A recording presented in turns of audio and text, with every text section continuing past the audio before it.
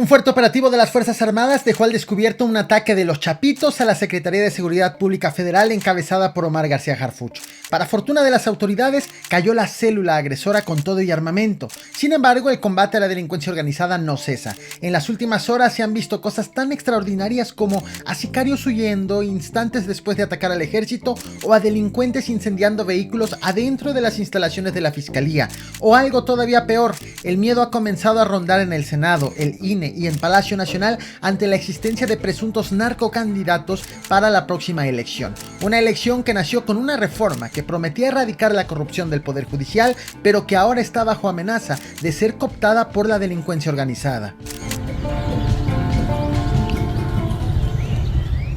La noticia de una detención reveló algo más que eso. Este 22 de abril, durante la conferencia matutina de la presidenta Claudia Sheinbaum, el secretario de Seguridad y Protección Ciudadana Omar García Harfuch informó sobre la detención de 8 personas en Culiacán, Sinaloa, como resultado de un cateo realizado en un inmueble de esa capital. 2 de los detenidos fueron identificados como Jesús Daniel y Osmar Alonso. García Harfuch detalló que los detenidos formaban parte de una célula delictiva ligada a los menores, que es el nombre como se le llamó inicialmente al grupo de los Chapitos cuando el gobierno federal identificó la existencia de una facción al interior del cártel de Sinaloa comandada por los hijos de El Chapo Guzmán.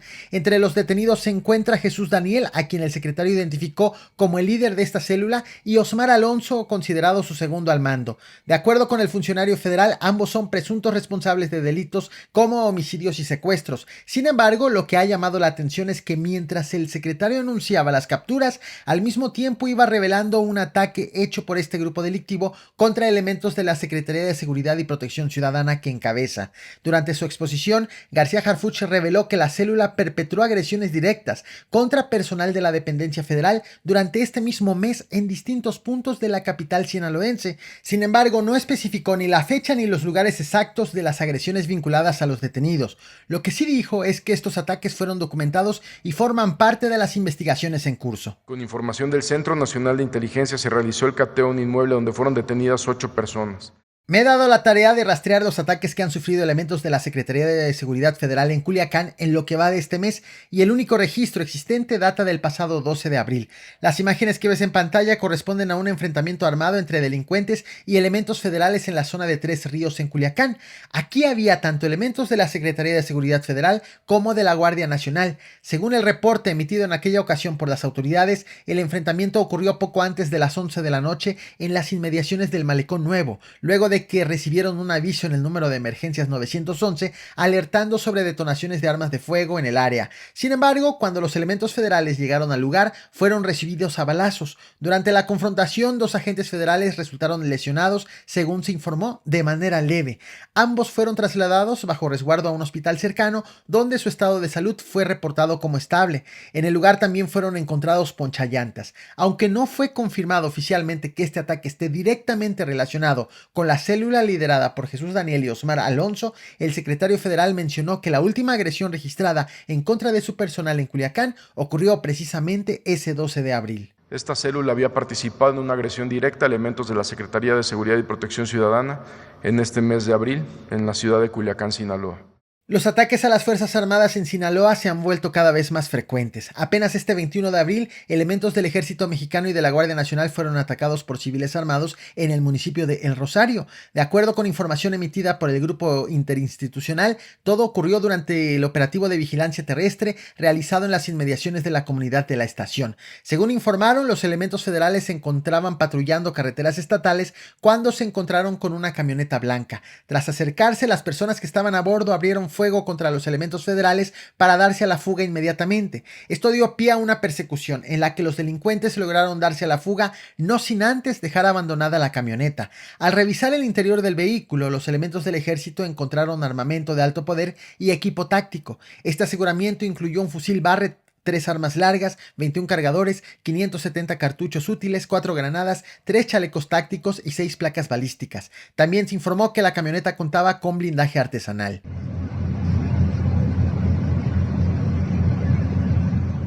Otro caso todavía más extraño ocurrió este 23 de abril. Lo que ves en pantalla son 4 vehículos recuperados en el municipio de Mazatlán. El operativo corrió a cargo del Ejército y la Guardia Nacional en un taller mecánico. Según el reporte oficial, las unidades fueron detectadas durante un recorrido de rutina en la zona, cuando los elementos vieron vehículos que les parecieron sospechosos y que más tarde determinaron que tenían reporte de robo.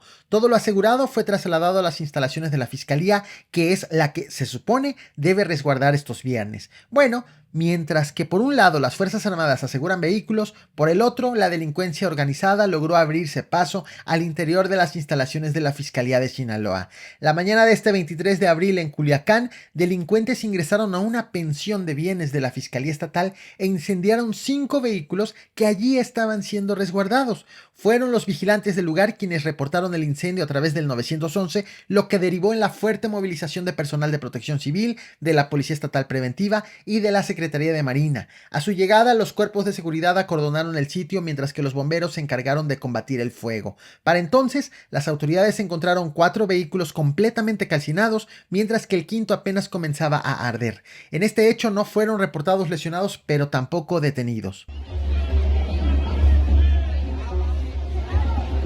Por casos como estos y la guerra que libran las facciones del cártel de Sinaloa, la percepción de inseguridad se ha disparado en el estado. De acuerdo con la encuesta nacional de seguridad pública urbana elaborada por el INEGI, el 89.7% de la población mayor de 18 años en Culiacán consideró inseguro vivir en esa ciudad, mientras que en Mazatlán el porcentaje fue del 75.5%. El incremento entre ambos municipios fue del 45% en promedio respecto del mismo periodo del 2024. Esta alza obviamente coincide con la guerra que libra el cártel de Sinaloa en la entidad. Además, en mi último video te detallé también cómo los asesinatos en el estado se dispararon en 224% durante el primer trimestre de este 2025.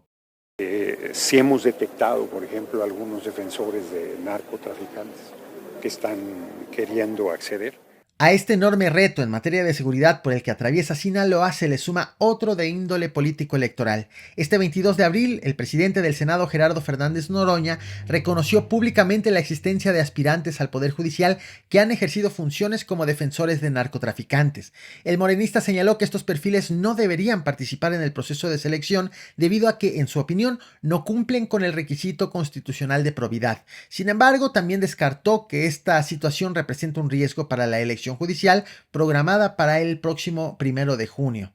Esta es una revisión primera que ya se hizo en el Senado a través de los 3 comités de evaluación que pudieron entregarnos las listas de candidaturas al Instituto Nacional Electoral. La respuesta al senador llegó el mismo día en voz de Guadalupe Tadei, presidenta del Instituto Nacional Electoral, quien aseguró que conforme al marco legal vigente, corresponde al Senado de la República hacer la revisión final de los antecedentes de los candidatos al Poder Judicial.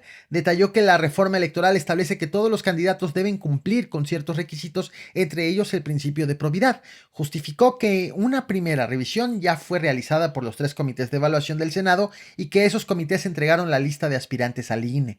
Dicho de otra forma, el INE realiza la elección, pero son el Senado y el Tribunal Electoral del Poder Judicial de la Federación los encargados de garantizar que no haya narcocandidatos.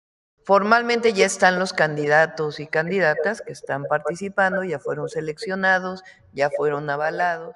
Este tema llegó también a Palacio Nacional este 23 de abril. Durante su conferencia matutina, la presidenta Claudia Sheinbaum dijo que podrían aplicarse medidas precautorias o incluso proceder a la descalificación de candidatos si se demuestra que alguno de ellos incumple los requisitos constitucionales.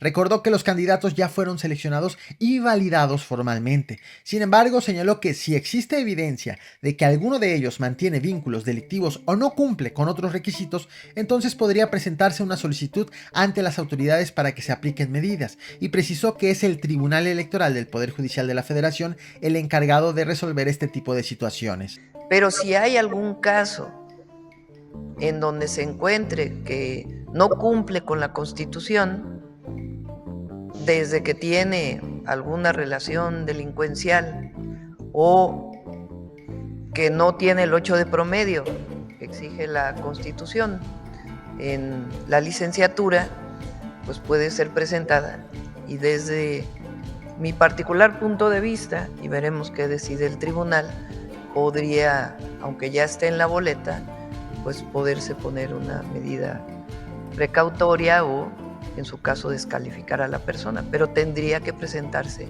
pues todas las pruebas, ¿no?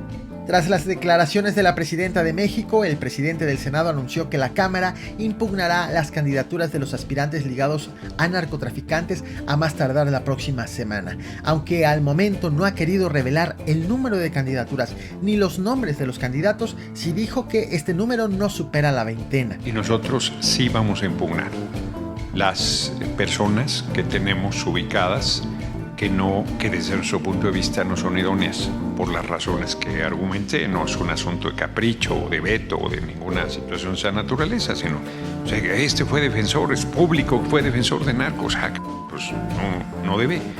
O sea, él tiene derecho a defender a quien quiera, pero su idoneidad estaría en cuestionamiento.